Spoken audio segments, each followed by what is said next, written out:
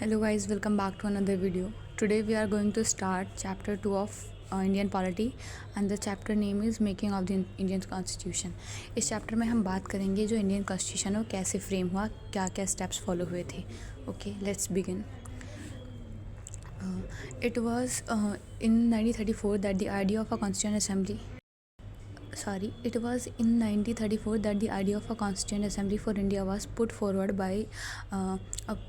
for the first time by M.N. Roy, pioneer of communist movement in India. पहली बार constitution idea है India के लिए वो M.N. Roy ने आगे पुट फॉरवर्ड किया था, जो कि पायनियर हैं मतलब जिन्होंने शुरुआत करी थी communist movement in India. Okay, द्वारा एक्सेप्ट कर दिया गया था by the British government in what is known as August offer in 1940 में, जिसको अगस्त ऑफर भी कहा जाता है. In 1942 sir Stafford Cripps, a member of the cabinet, came to India with a draft proposal of the British government on the framing of an independent constitution to be adopted after Second World War.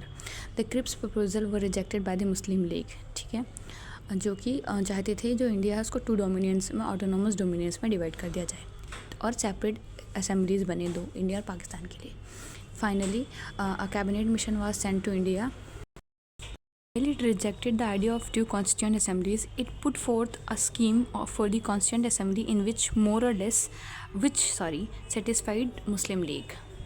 Mission था, उसमें 3 members आए थे जो कि sir Stafford Cripps, A.B. Alexander and Lord Patrick Lawrence. ये question आता है कि उसमें कौन 3 मेंबर्स थे, और ये 1946 में आया था. ठीक है, कैबिनेट मिशन 1946.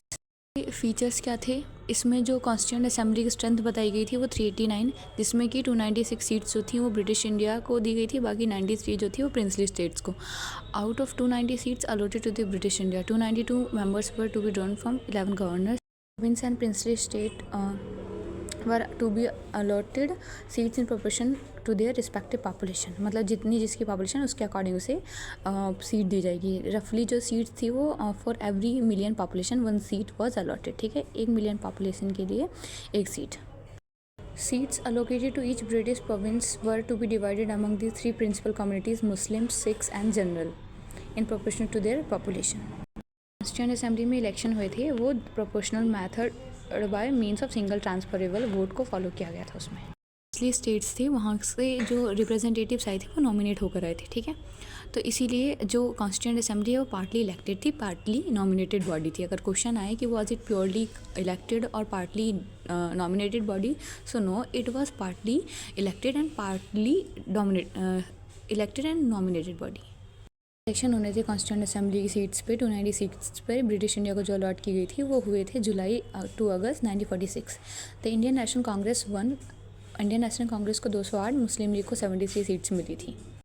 कहा है कि जो कॉन्स्टिट्यूएंट असेंबली थी वो डायरेक्टली इलेक्टेड नहीं थी, लेकिन इसमें सारे जो सेक्शंस हैं इंडिया के, जो जितने भी कम्युनिटीज़ है सबको जगह मिली थी, जैसे Hindus, Muslim, Sikhs, Parsis, Anglo Indians, Indian Christians, SCs, STs including women, all these sections. The assembly included all important personalities of India at that time, exception Mahatma Gandhi. Question आ सकता है कि कौन सी ग्रेट पर्सनालिटी जो थी कॉन्स्टिट्यूएंट असेंबली का part नहीं थी, तो that was Mahatma Gandhi. Composition of the Constituent Assembly. The Constituent Assembly held its first meeting on December 9, 1946. पहली मीटिंग संविधान सभा की कब हुई थी? दिसंबर 9, 1946 में. आता है स्टेट पीसीएस में यहाँ से. Sachidanand Sinha, the oldest member, was elected as temporary president of the assembly following the French practice. यहाँ पर डॉक्टर सचिदानंद सिन्हा को टेम्परेरी प्रेसिडेंट जो है था. Doctor Rajendra Prasad was elected as the president of the assembly. Similarly, both H.C. Mukherjee and V.T. Krishnamachari were elected as vice president of the assembly. दूसरे शब्दों में कहें तो जो कॉन्स्टिट्यूएंट असेंबली थी उसके 2 वाइस प्रेसिडेंट्स थे, H.C. Mukherjee and V.T. Krishnamachari. Resolution 13 दिसंबर 1946 को जवाहरलाल नेहरू ने हिस्टोरिक ऑब्जेक्टिव रेजोल्यूशन पास किया, जो fundamental philosophy of the constitution structure की ले डाउन करता है. इस रेजोल्यूशन को सबकी सम्मति से कॉन्स्टिट्यूएंट असेंबली द्वारा 22 जनवरी 1947 को अडॉप्ट कर लिया गया.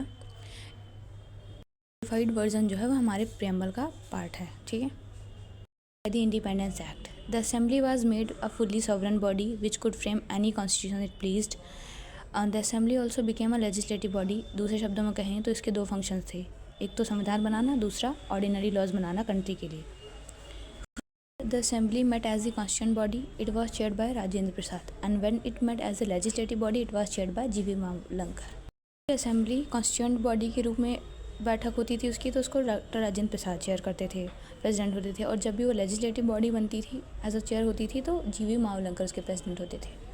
मुस्लिम League members constituent assembly of India. As a result जो टोटल स्ट्रेंथ थी कॉन्स्टिट्यूंट असेंबली की वो 299 रह गई, जो कि ओरिजिनल 389 थी। ठीक है। फंक्शंस परफॉर्म्ड, और क्या क्या फंक्शन परफॉर्म किए कॉन्स्टिट्यूंट असेंबली ने। पहला, इसने जो इंडिया की कॉमनवेल्थ की मेंबरशिप थी उसको मई 1949 में रेटिफाई किया। इसने नेशनल फ्लैग 22 जुलाई 1947 को अडॉप्ट किया। It adopted the national anthem on January 24, 1950। National song same day पे अडॉप्ट किया जनवरी 24, 1950। और इसने डॉक्टर राजेंद्र प्रसाद को first president of India on January 24, 1950 को इलेक्ट किया। In all, the Constituent Assembly had 11 sessions over 2 years, 11 months and 18 days। 11 total session हुए constituent assembly के, जिसमें 2 साल 11 महीने 18 दिन लगे संविधान बनाने में कॉन्स्टिट्यूंट असेंबली को। जो कॉन्स्टिट्यूशन मेकर्स थे उन्होंने बहुत सारे लगभग 60 कंट्रीज़ के कॉन्स्टिट्यूशन को गो थ्रू किया एंड एक ड्राफ्ट कॉन्स्टिट्यूशन तैयार किया गया for 114 days. The total expenditure जो इसमें खर्चा आया था वो लगभग 64 लाख का था। On January 24, 1950 the constituent assembly held its final session. और 24 जनवरी 1950 को कॉन्स्टिट्यूंट असेंबली का फाइनल सेशन हुआ। ठीक है। However it did not end and continued as the provisional parliament of India January 26, 1950 till the formation of new parliament after the first general elections in 1950. This was our discussion for today. Tomorrow we'll continue next pages of this chapter. Thank you. If you like my initiative, please like my channel, subscribe my channel and share with your friends. Thank you.